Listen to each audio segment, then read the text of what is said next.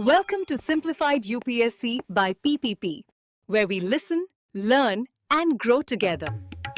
Detailed lecture notes in English and Hindi, plus practice questions for prelims and mains, only on our Telegram channel. Link in description. Like and subscribe for more. नमस्कार और the deep dive में आपका स्वागत है। आज हम कक्षा 8 की NCERT भूगोल का अध्याय 6 देख रहे हैं, मानव संसाधन। जी। ये चर्चा खास तौर पर यूपीएससी उम्मीदवारों के लिए है। तो हमने NCERT किताब और कुछ पिछले सालों के यूपीएससी प्रश्नों को देखा है। हाँ, PYQs को भी ध्यान में रखा है। मकसद यही है कि मानव संसाधन की जो बेसिक अवधारणाएं हैं उनको यूपीएससी के नजरिए से समझें। बिल्कुल, और ये क्यों जरूरी है ये भी समझें। तो पहला सवाल यही उठता है कि किसी देश के लिए मतलब उसके लोग ही सबसे बड़ा संसाधन क्यों माने जाते हैं।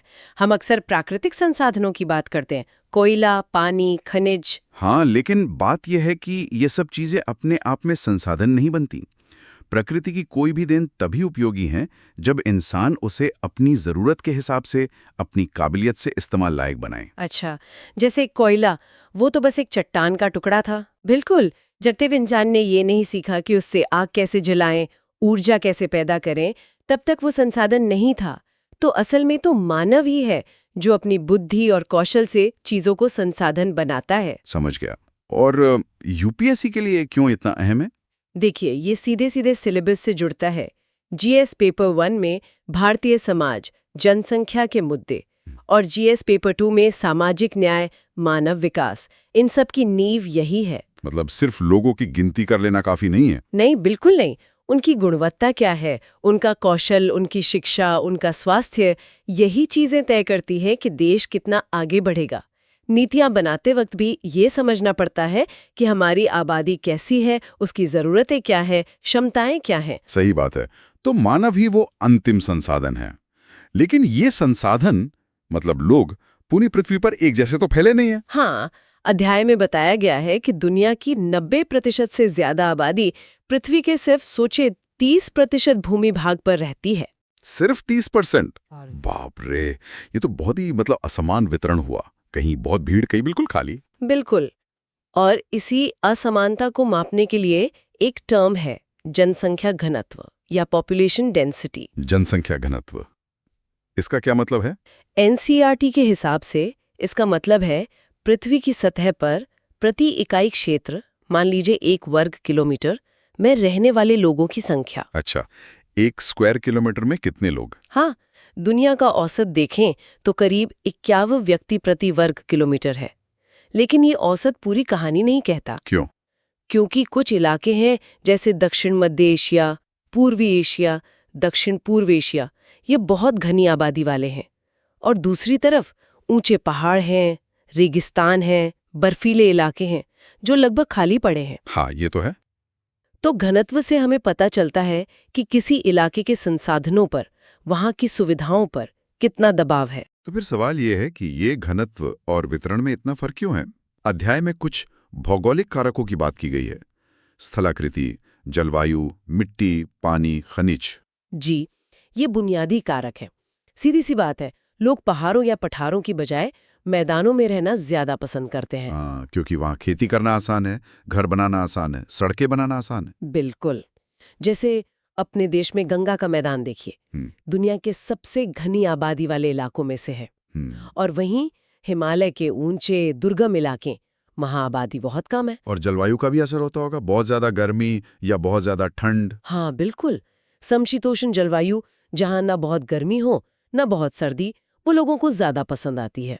सहारा रेगिस्तान या ध्रुवीय प्रदेशों में इसीलिए कम लोग रहते हैं। मिट्टी उपजाऊ होनी चाहिए, पानी आसानी से मिलना चाहिए, ये सब भी जरूरी है। ये तो हुए भौगोलिक कारक, लेकिन क्या सिर्फ यही तय करते हैं कि लोग कहाँ रहेंगे? नहीं, ये आधार बनाते हैं पर पूरी तस्वीर नहीं दिखाते।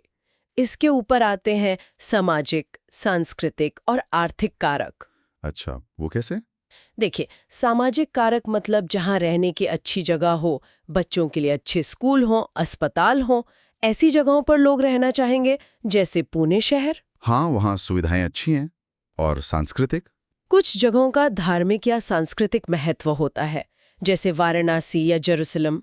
लोग आस्था की वजह से भी वहां बसते हैं या आते जाते हैं। और आर्थिक कारक? शायद ये आज सबसे ज्यादा महत्वपूर्ण है। हाँ, कह सकते हैं। जहाँ उद्योग धंधे हों, रोजगार के मौके हों, वो जगहें चुंबक की तरह लोगों को खींचती हैं। जापान का ओसाका शहर हो या अपने यहाँ मुंबई। सही कहा। कई बार तो लोग मुश्किल भौगोलिक परिस्थितियों वाली जगह भी चले जाते हैं अगर वहां कमाई का अच्छा जरिया हो। बिल्कुल। तो ये सारे कारक मिलकर तय करते हैं कि कहाँ कितनी आबादी होगी। ठीक है, ये तो ही बात कि लोग कहाँ रहते हैं। लेकिन किसी जगह की आबादी हमेशा एक जैसी नहीं रहती, वो बदलती रहती है। अध्याय में से जनसंख्या परिवर्तन कहा गया है। जी, पॉपुलेशन चेंज। इसके पीछे क्या कारण है? ये बदलाव क्यों आता है? इसके मुख्य रूप से 3 ड्राइवर हैं: जन्म दर, मृत्यु दर और प्रवास। जन्म दर, मृत्यु दर और प्रवास, इनको थोड़ा समझाएंगी? हाँ, जन्म दर यानी बर्थ रेट का मतलब है कि एक साल में प्रति 1000 लोगों पर कितने जीवित बच्चे पैदा हुए। प्रति 1000 पर जीवित जन्म। ठीक है। और मृत्यु दर यानी डेथ रेट का मतलब है एक साल में प्रति 1000 लोगों पर कितनी मौतें हुई। अच्छा। अब इन दोनों के बीच का जो अंतर है वही तय करता है कि जनसंख्या प्राकृतिक रूप से बढ़ रही है या घट रही है। इसे प्राकृतिक वृद्धि दर, नेचुरल ग्रोथ रेट कहते हैं। मतलब अगर जन्म लेने वाले लोग मरने वालों से ज्यादा हैं तो आबादी बढ़ेगी। हाँ, और अगर मृत्यु दर ज्यादा है जन्म दर से तो आबादी घटेगी, और अगर दोनों लगभग बराबर है तो आबादी स्थिर रहेगी। माइग्रेशन। जी, प्रवास यानी लोगों का एक जगह से दूसरी जगह जाना या आना। ये कैसे जनसंख्या बदलता है? देखिए, प्रवास के 2 पहलू हैं। जब लोग बाहर से किसी देश या इलाके में आकर बस जाते हैं तो उसे कहते हैं आप्रवास या इमाइग्रेशन। इससे उस जगह की आबादी बढ़ती है।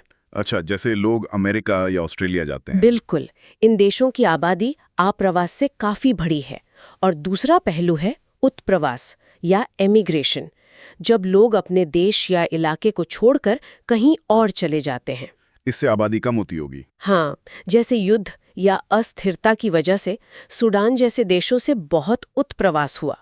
लोग बेहतर मौकों की तलाश में या कभी-कभी मजबूरी में प्रवास करते हैं। तो ये 3 मुख्य कारक हैं: जन्म दर, मृत्यु दर और प्रवास, जो जनसंख्या को बदलते हैं। जी हाँ। अब दुनिया भर में ये जो जनसंख्या बढ़ने की रफ्तार है वो भी शायद एक जैसी नहीं है। कहीं ज्यादा तेजी से बढ़ रही है, कहीं धीरे। हाँ, बिल्कुल अलग अलग पैटर्न है। अध्याय में केन्या और यूनाइटेड किंगडम का उदाहरण दिया है। हाँ। क्या फर्क है दोनों में? केन्या जैसे कई विकासशील देशों में क्या हुआ है कि स्वास्थ्य सेवाओं में सुधार हुआ, तो मृत्यु दर, खासकर बच्चों की मृत्यु दर, तेजी से कम हुई, लेकिन जन्म दर अभी भी काफी ऊंची बनी हुई है। तो वो नतीजा ये कि आबादी बहुत तेजी से बढ़ रही है। दूसरी तरफ यूके जैसे विकसित देश हैं, वहां शिक्षा, जागरूकता, बेहतर जीवन स्तर, परिवार नियोजन, इन सब वजहों से जन्म दर भी कम हो गई है। मृत्यु दर तो पहले ही कम थी। तो वहाँ जनसंख्या वृद्धि धीमी है। बहुत धीमी या लगभग स्थिर कह सकते हैं। तो ये दिखाता है कि देश के विकास के साथ साथ जनसांख्यिकी कैसे बदलती है। ये समझना वाकई काफी दिलचस्प है। तो जनसंख्या सिर्फ एक नंबर नहीं है, बल्कि उसकी एक पूरी बनावट है, एक संरचना है। बिल्कुल। और यहीं पर कॉन्सेप्ट आता है जनसंख्या संगठन या पॉपुलेशन कॉम्पोजिशन का। जनसंख्या संगठन, इसका क्या मतलब हुआ? इसका मतलब है कि हम आबादी की बनावट को समझें। उसमें कितने पुरुष हैं, कितनी महिलाएं हैं, किस उम्र के लोग हैं, बच्चे, जवान, बूढ़े, कितने पढ़े लिखे हैं, क्या काम करते हैं, उनकी आमदनी कैसी है, स्वास्थ्य कैसा है। अच्छा, मतलब आबादी का पूरा प्रोफाइल। हाँ, ये सब जानना किसी भी देश के प्लानिंग और डेवलपमेंट के लिए बहुत जरूरी है। हमें पता होना चाहिए ना कि हमारे पास कितने युवा हैं जिन्हें नौकरी चाहिए, कितने बच्चे हैं जिन्हें स्कूल भेजना है, कितने बुजुर्ग हैं जिनका ध्यान रखना है। सही बात है। और कामकाजी लोग कितने हैं जो अर्थव्यवस्था चला रहे हैं। बिल्कुल। तो इस संरचना को समझने का कोई तरीका भी है?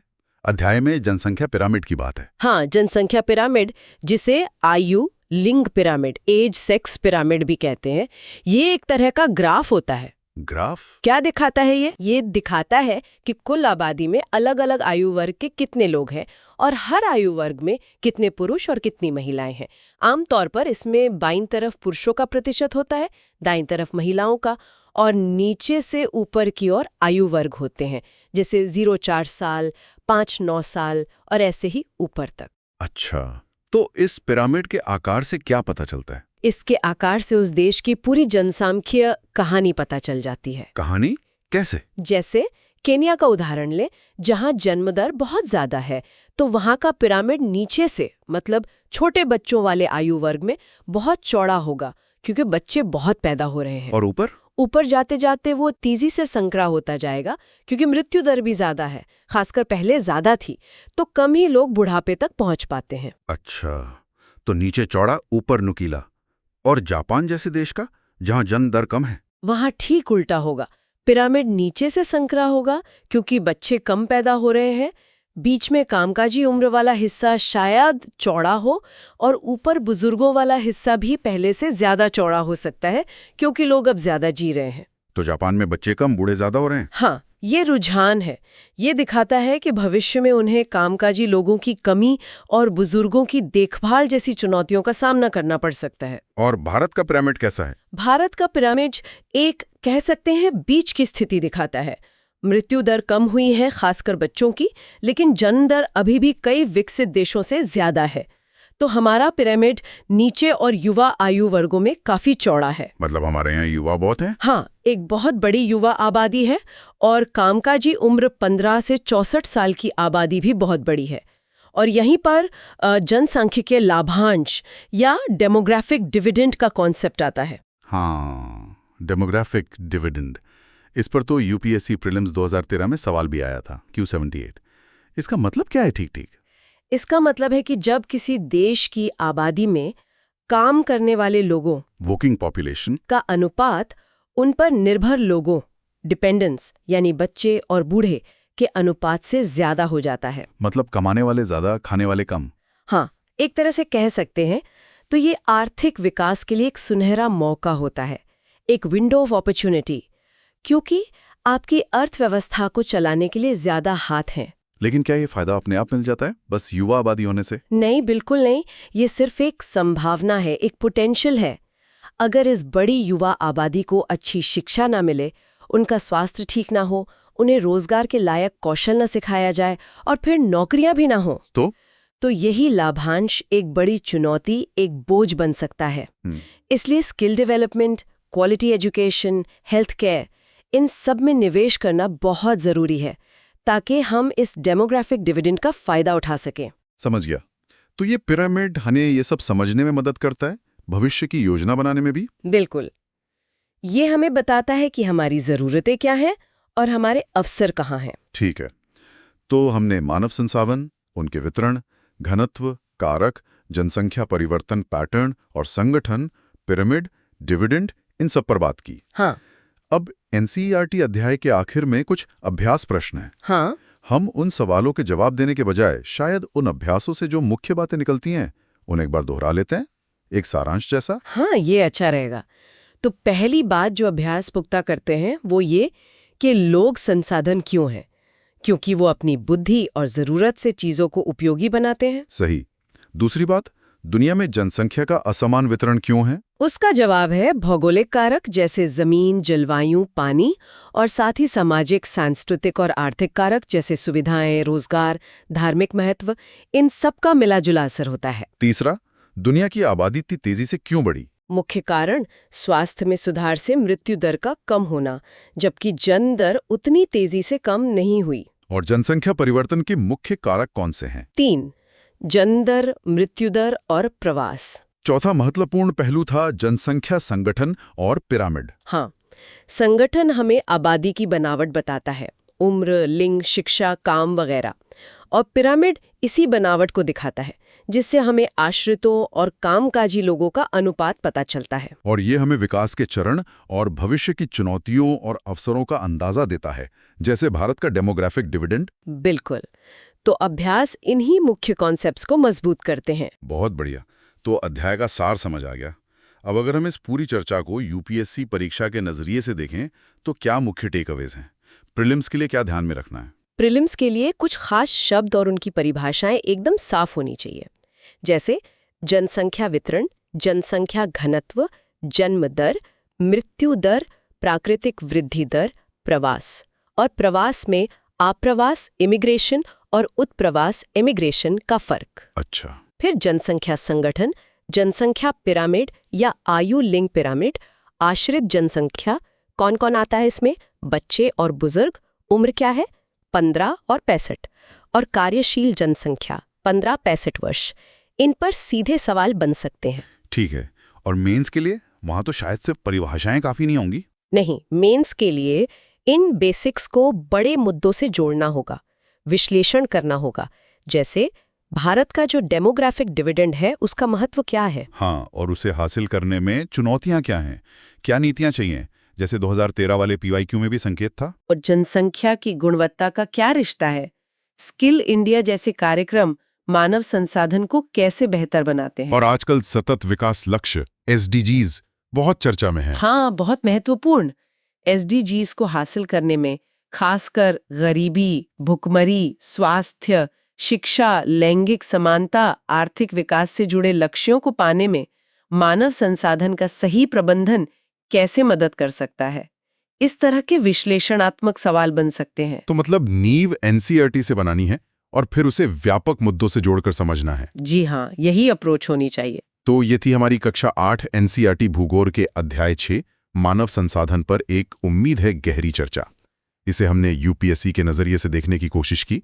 आपके विश्लेषण के लिए बहुत बहुत धन्यवाद। धन्यवाद। और जाते जाते हमारे श्रोताओं के लिए एक सवाल छोड़ जाते हैं सोचने के लिए। किसी देश के विकास की राह तय करने में शिक्षा और स्वास्थ्य, जो मानव संसाधन के सबसे जरूरी पहलू हैं, वो कैसे काम करते हैं? खासकर भारत जैसे विकासशील देश के लिए, जहां हमें डेमोग्राफिक डिविडेंड का फायदा उठाना है। इस पर जरूर सोचिएगा। अगली गहन चर्चा में आपसे फिर मुलाकात होगी। तब तक के लिए शुभकामनाएं। Thanks for watching. Follow us on Telegram and Instagram. Don't forget to like, share, and subscribe.